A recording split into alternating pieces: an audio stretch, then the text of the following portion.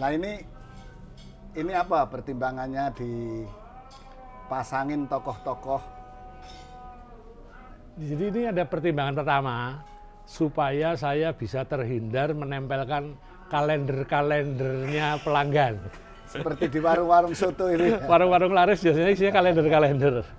Maka saya isi wajah-wajah orang-orang yang lahir atau tumbuh di Jogja, tapi memberikan kontribusi untuk Indonesia. Dan sudah almarhum, syarat ketiga.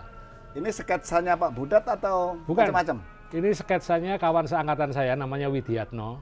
Dia jagoan drawing dengan berbagai media. Ini semua karya dia, ada yang dengan kanvas, cat air, pensil, ballpoint, macam-macam lah. Karya-karya drawing istimewa.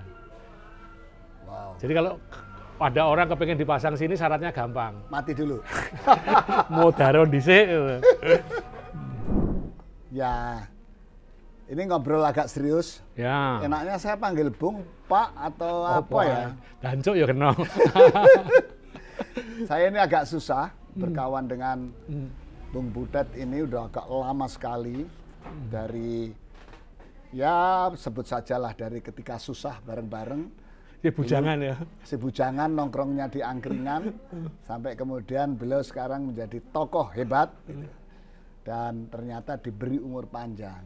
Saya tadi agak kaget, Bung, sampean bisa berdiri langsung, padahal beberapa waktu yang lalu itu untuk bangun pun susah, jalan pun susah. Ya. Bagaimana kok kemudian begitu cepat? Kira-kira butuh waktu berapa lama untuk recovery dari sakit? Kira-kira hampir 5 bulan ya. Dan yang 4 bulan itu full kesengsaraan. Jadi itu satu proses. 5 bulan itu mulai sakitnya? Ya, mulai Juli sampai November. Boleh diceritakan penyebab Sakitnya. sakitnya itu? Jadi sakitnya itu karena saya cuek dengan diabetes saya. Kalau operasi, saya ngambil keputusan untuk operasi syaraf tulang belakang dengan dokter yang sangat baik, Dr. Riyu Hasan itu, saya confident banget pasti akan sembuh. Dan itu akan menyelamatkan saya dari kelumpuhan. Potensi kelumpuhan itu ada. Jadi saya berani operasi daripada lumpuh. Jadi semula itu penyakit saraf Kejepit.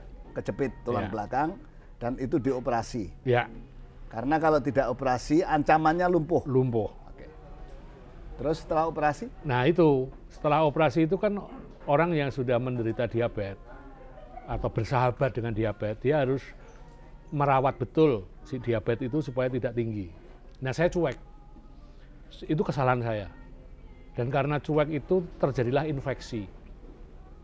Infeksi inilah mengharuskan saya operasi yang kedua. Karena infeksi itu menurut Riyu, belakangan dia baru cerita, menyebabkan rusaknya infrastruktur saraf di tulang belakang. Itu dioperasi berantakan semua.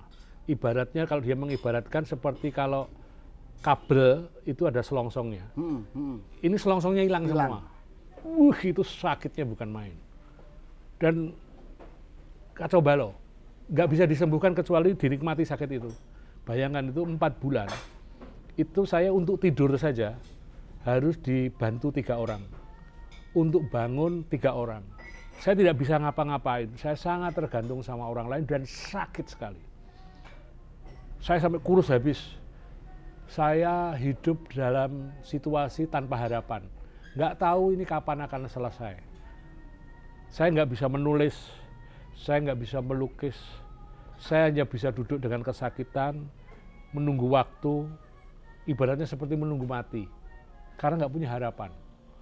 Itu yang menyiksa saya. Saya sangat tertolong oleh kawan-kawan yang berkunjung kepada saya. Itu 4 bulan itu dalam kondisi yang seperti itu. Itu penderitaan yang luar biasa. Sepanjang hidup saya nggak pernah mengalami itu. Sakitnya itu seperti apa sih sebetulnya?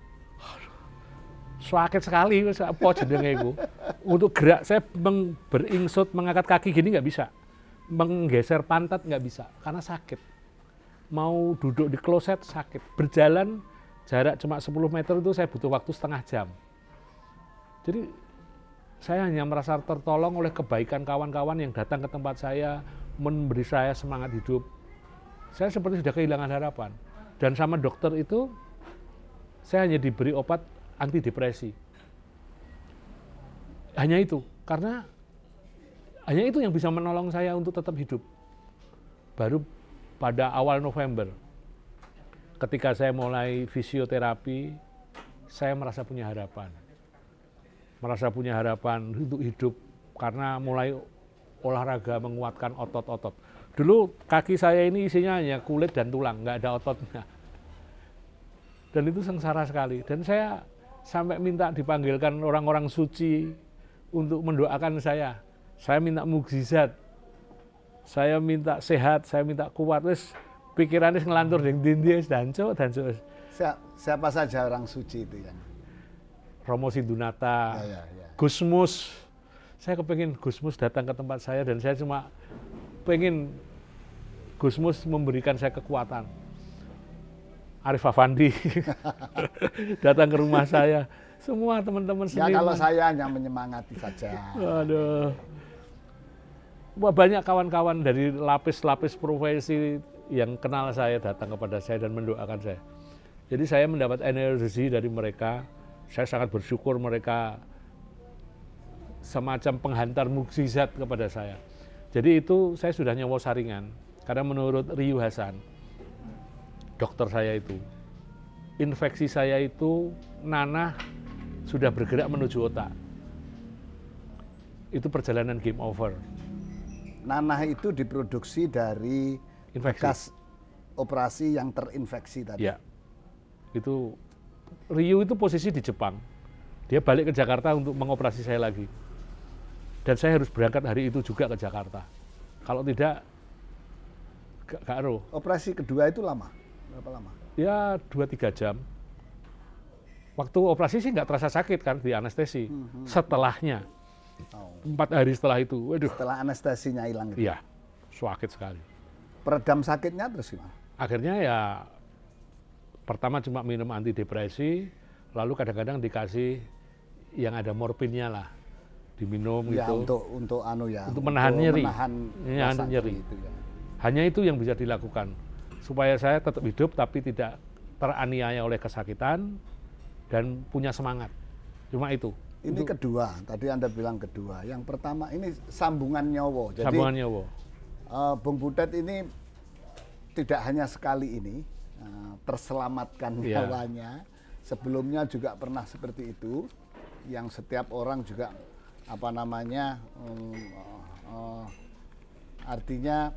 artinya sakit yang mestinya kalau nggak punya mukjizat, kalau nggak ada sesuatu itu bablas gitu kan. Itu waktu pentas di Tim. Jakarta ya, di tim ya. Tahun 2019. Tapi itu Jaduk masih jantung ada. ya? Jantung itu. Jadi itu pas pentas itu di tengah-tengah pertunjukan, di awal pertunjukan saya main, saya udah lemes, saya kehilangan daya, terus saya katanya sih pingsan di belakang panggung. Terus saya bersandar aja, lalu sutradara mengganti skenario, saya nggak boleh main lagi. Saya cuma terkapar, dipijitin sama Soimah dan lain-lain, terkapar. Saya nggak muncul di tengah-tengah pertunjukan yang seharusnya saya muncul. Tapi di akhir pertunjukan saya ngotot tetap harus muncul. Karena itu satu ending dari cerita di mana tugas saya main monolog dan itu mengunci cerita. Kalau saya nggak muncul ya nggak bunyi ceritanya gitu kira-kira. Nah saya ngotot tetap harus main. Dan saya nekat, saya dilarang oleh sutradara, semua melarang saya main. Saya ngotot, saya main. Saya lihat rekaman videonya memang saya agak terhuyung-huyung. Terus setelah selesai pertunjukan, saya ke rumah sakit. Tujuan saya ke rumah sakit sebenarnya cuma minta doping, karena besok paginya masih harus main lagi. Nah, waktu di rumah sakit itulah di tracking, melalui darah, di tracking, ternyata saya itu anfal jam 5 sore. Dan saya berhasil melewati golden period. Jadi seharusnya kalau orang serangan jantung itu hanya tinggal 3 atau 5 jam saja untuk golden period diselamatkan. Dari jam 5 sore berarti jam 10. Jam 10. Saya Mestinya ya. ke rumah sakit sudah jam 12. Oh iya. Dan saya tetap hidup. Jadi saya tahunya belakangan kalau saya itu ternyata melewati golden period. Berarti saya sudah melewati nyawa saringan itu. Saat terkapar sampai kemudian tampil lagi itu berapa lama? Ya kira-kira 4-5 jam. 4-5 jam itu ya? 4-5 jam setelah serangan. Jadi mungkin waktu saya tampil yang kedua itu, ngotot tampil itulah yang menyembuhkan saya. Dan paginya saya dioperasi, dipasang 4 stent lagi. Jadi itu betul-betul bagi saya mukjizat pertama. Terus setelah itu jadi bintang 5. Bintang 5 ya. Jadi dipasang ring 5. Tapi setelah pasang ring 5 geleleng juga gitu kan. Makannya tidak terkontrol. Jadi tapi diabetes saya sangat terkontrol. Oh, diabetesnya terkontrol. Sangat terkontrol dan hari ini jantung saya menurut Dokter Yu sangat bagus. Enggak, pada saat itu kan saya sudah sekian lama menyaksikan Bung Butet itu kalau mau makan harus punya ritual khusus ya, untuk nyuntik insulin. Ya. Itu udah berapa tahun? Ya, saya semakin disiplin tahun 2 tahun ini. Sebelumnya cuek. Disiplin menyuntik insulin. Ya. Setiap mau makan. Ya. Dan mau tidur 1 kali, jadi 4 kali sehari. Itu yang bisa menyelamatkan saya untuk kontrol diabetes. Dan saya nggak berani lagi main-main, sembrono, mengabaikan, nggak. Oke Bung, yang agak oke lah. Kalau itu memang Tuhan masih sayang Anda, ya kan? Nah, tapi kemudian yang kedua ini kan agak, menurut saya agak dramatik karena ini sakit yang ancamannya kelumpuhan, tapi kemudian Anda tidak disiplin juga sehingga kemudian harus operasi lagi dan itu 4 bulan yang membuat Anda depresi sekaligus Anda tidak punya harapan hidup. Sampai-sampai saya diceritain Uncis mengkoordinasi, mengorganisir kawan-kawannya untuk berdatangan, memberikan semangat itu, dan saya juga menyaksikan juga Anda sangat kurus, sangat ya bukan Butet biasanya lah. Ya. Sampai kemudian Anda tidak percaya mukjizat dan sampai mempercaya mukjizat. Ceritanya piye sih gitu. Ketika Gusmus apa yang terjadi gitu ya? Itu surprise sekali. Karena orang yang saya harapkan, orang yang saya impikan datang untuk memberikan mukjizat pada saya. Saya itu menganggap semua soal mukjizat segala itu fiksi. Belgedes itu. Sejak semuanya itu agamanya gak cetha gitu. Terus sampai Romo Sindunata itu loh, tak marah-marahin. Sampai itu orang suci loh Romo. Nabimu mana nabimu itu kasih. Kalau memang ada mukjizat berikan kepada saya Romo. Aku pasti pengen hidup aku Romo. Romo cuma aku tak dongokno karo umatku, aku engko mimpin misa. Terus saya setengahnya komplain terus. Gusmus datang itu, bayangkan seorang priyayi agung, guru bangsa, kiai yang saya idolai, datang ke rumah saya hanya untuk mendoakan saya itu, waduh, saya punya semangat hidup luar biasa itu. Gusmus tahunya dari mana ya? Saya nggak tahu, mungkin kawan yang lain ngabarin atau nggak ngerti aku. Tapi bahwa Gusmus datang itu, waduh, saya terperanjat, saya bangga, saya terharu. Ngatasi saya lho, agamaku ra cetha. Dudu santri ini. Aduh, jadi itu Gusmus itu adalah Kiai Haji Mustafa Bisri. Beliau sekarang menjadi ketua Mustasar PBNU. Pak Leknya ketua umum PBNU. Yeah. Kiai besar tapi juga seniman yang punya kebiasaan luar biasa. Jadi kalau ada seniman kayak Mas Butet ini sakit pasti berkunjung lah. Nggak menduga, dan Gusmus itu surprise. Bahkan Ulil Irnas, istrinya Ulil itu pun nggak tahu kalau Gusmus datang ke rumah saya. Mungkin beliau nggak juga ingin terganggu ya kalau kedatangan beliau ke Jogja. Dia kalau orang tahu kan nanti berbondong-bondong nyamperin Gusmus. Saya terima kasih sekali itu. Saya berhutang, saya sowan ke Rembang ini. Jadi saya semacam mengalami peristiwa-peristiwa yang menurut ukuran saya itu spiritual. Saya jadi terasa sangat spiritualis. Saya itu kan nggak pernah bikin puisi. Sampai saya bikin puisi nyimen Tuhan itu. Lalu dibuat lagu oleh kawan-kawan sinten remen. Saya itu sampai cengeng banget lah, dengar lagu itu aja nangis saya, asu. Itu bukan Butet banget lah itu. Saya sesentimental itu. Biasanya celelean. Termasuk soal agama. Agama. Saya percaya. Saya dalam 4 bulan itu mimpi-mimpi saya itu ketemu kawan-kawanku yang sudah meninggal semua. Ketemu bapak ibu saya, jaduk, leluhur-leluhur saya. Semua seperti melambai-lambai mengundang kedatangan saya. Aku durung, aku sih kepengen hidup. Aku sih kepengen punya peran yang lebih dari yang hari ini. Pokoknya saya selalu menawar terus. Menawar isyarat-isyarat itu. Apalagi waktu itu kan saya di Nujum kan. Dalam tradisi Cina, umur 59 menuju 60 itu adalah masa gawat. Kalau lu bisa lolos 60, lu akan umur panjang. Tapi lu bisa berhenti di menjelang 60. Itu juga menjadi gangguan saya. Isyarat-isyarat itu seperti bermunculan di rumah saya. Kucing yang sehat tiba-tiba bisa mati. Aneh itu. Untuk saya peristiwanya spiritual si kucing saya mati itu.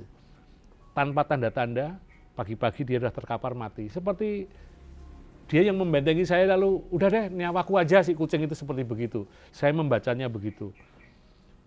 Kawan datang, saya merasa, aduh hidupku ini sudah tinggal jadi sampah nih. Aku sudah tidak punya fungsi apa-apa nih. Karena bergerak aja sakitnya seperti itu. Makanya begitu saya dikasih mukjizat, saya bisa duduk dari tidur, saya bisa berdiri dari tidur, saya bisa duduk di kursi, saya bisa berjalan dengan tongkat. Semula tongkat kaki 4, satu tongkat tapi bawahnya 4 jari. Sampai sekarang tongkat 1 saja. Kadang-kadang ini saya lepas. Saya bisa keluar kota, ke Surabaya, ke Jagong, awakmu mantu, bisa ke Palembang, bisa ke Jakarta. Saya merasa seperti sudah pulih kembali. Meskipun masih ada sedikit kesakitan, tapi saya lawan terus. Saya cuma ingin, aku dikasih hidup. Aku harus dikasih kesempatan dan aku harus berfungsi sebaik-baiknya untuk lingkaran-lingkaran pergaulan saya, itu aja. Saya akan terus bekerja. Saya akan terus bekerja semampu saya, se-enjoy saya, semampunya, sekuatnya. Yang penting itu kemanfaatan sudah tidak lagi pada yang personal, tapi yang sudah ke lingkup yang lebih luas lah. Sudah selesai lah, aku yang personal sudah selesai. Ya. Bung, setelah bisa jalan itu, sudah ketemu Gusmus, sudah ketemu Romo Sindu. Sudah. Apa yang pertama kali sampean sampaikan kepada Gusmus dan Romo Sindu? Bersyukur. Saya cium tangan mereka. Aku dulu santri ini, aku cium tangan. Saya berterima kasih karena beliau telah menyemangati saya hidup, memberikan saya dapat umur lagi di atas 60 tahun. Bagi saya mudah-mudahan inilah kelahiran kembali. Reborn. Butet reborn. Reborn, lahir kembali dengan impian-impian yang lain lagi. Allah kelah, sudah. Aku gak iso main teater meneh, gak popok, tapi bisanya semampunya aku akan bermain teater. Anda menyebut impian lain. Impian lain itu apa? Yaitu tadi membawa kemanfaatan yang seluas-luasnya, menanggalkan yang bersifat personal. Ada pencapaian-pencapaian personal udah cukup lah. Aku andekan aku lumpuh secara ekonomi, istriku sudah punya basis ekonomi dengan warung ini mungkin bisa menolong aku. Anak-anakku sudah terus saya dorong untuk membangun kemandiriannya. Lalu kalian yang akan menyelamatkan aku. Artinya dari pencapaian-pencapaian seperti itu udah nggak ada ambisi macam-macam. Pada aspek karir, kesenimanan, wis arep golek apa meneh. Wis cukup lah ya. Wis nate ngalami. Ya. Dari yang paling delosor sampai yang paling tinggi sudah aku alamin, sudah cukup. Sudah nggak perlu ambisius macam-macam. Wis selesai lah. Nakal-nakal ya wis cukup. Wis cukup nakal, wis pol. Wis dancuk-dancukan kabeh. Sekarang tinggal bersyukur. Kemanfaatan itu nanti dalam praktisnya seperti apa, Butet? Ya, misalnya apakah kemudian memberikan manfaat kepada lingkaran itu lingkaran para seniman dulu atau lingkaran apalagi gitu. Lingkaran apapun, lingkaran seniman, lingkaran sosial yang lain. Misalnya saya sudah muncul ide pengolahan limbah, mengolah limbah menjadi arang, di mana arang nanti juga proses pengarangannya itu akan sangat membantu pengolahan sampah, Ini kan urusan-urusan sosial itu. Tapi dari berbagai jejaring yang saya punya itu muncul ide-ide yang punya nilai kemanfaatan sosial yang sangat tinggi, yang berdampak pada keekonomian juga. Lalu ingin juga saya membuat hutan bambu misalnya. Hutan bambu itu singgungannya itu pada aspek lingkungan, aspek ekonomi,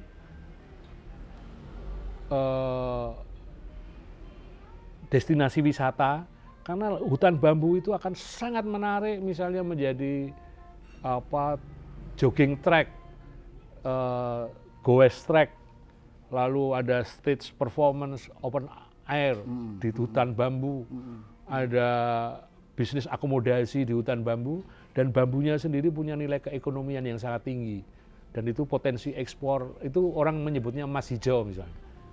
Itu hanya karena saya berdiskusi dengan kawan-kawan yang ahli bambu.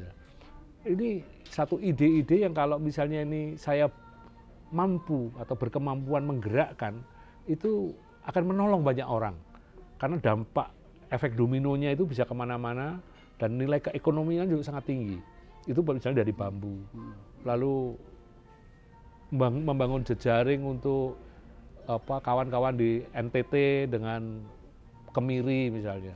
Ini juga sudah punya ide macam-macam yang bisa saya relasikan dengan jejaring yang ada di Jogja dan sekitarnya. Saya ingin ke Tasikmalaya suatu hari nanti, ingin riset, mempelajari soal arang dan seterusnya. Banyak ide. Kalau ide itu ini turah-turah ide. Cuma perlu eksekutor yang baik.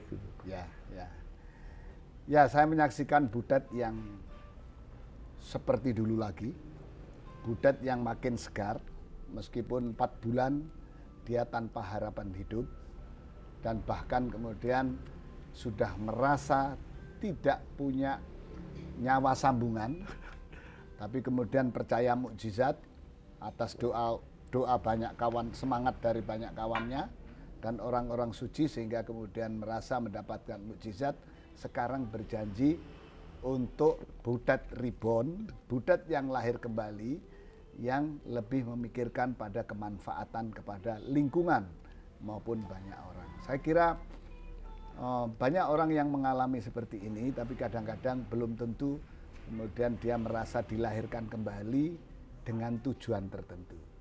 Selamat Pak Butet. Ya, matur nuwun. Semoga tambah sehat dan dikasih umur panjang sambil menyaksikan bangsa ini makin maju, makin besar, dan makin makmur. Ya, berjuang untuk sehat. Berjuang untuk sehat dan berjuang untuk yang lainnya.